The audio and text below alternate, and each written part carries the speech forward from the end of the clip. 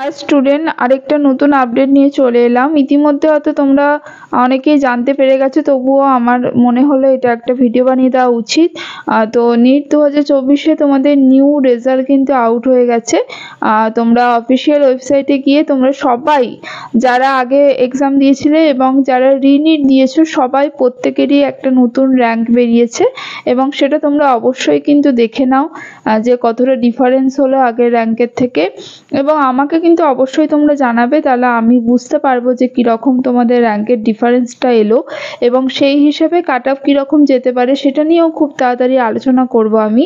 তো অবশ্যই কিন্তু তোমরা র্যাঙ্কটা চেক করো এবং চেক করে আমাকে একটু কমেন্টে জানিও যে তোমাদের আগে কত র্যাঙ্ক ছিল এবং এখন কি র্যাঙ্ক এসেছে, তাহলে আমি বুঝতে পারবো যে তোমাদের ডিফারেন্সটা কতটা এলো এবং কার কত নাম্বারে কত র্যাঙ্ক এলো সেটাও কিন্তু আমাকে একটুখানি জানিও কমেন্টে।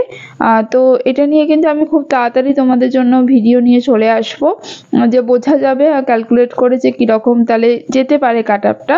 তাহলে আজকের মতো টাটা, সবাই কিন্তু অবশ্যই কমেন্টে জানিও।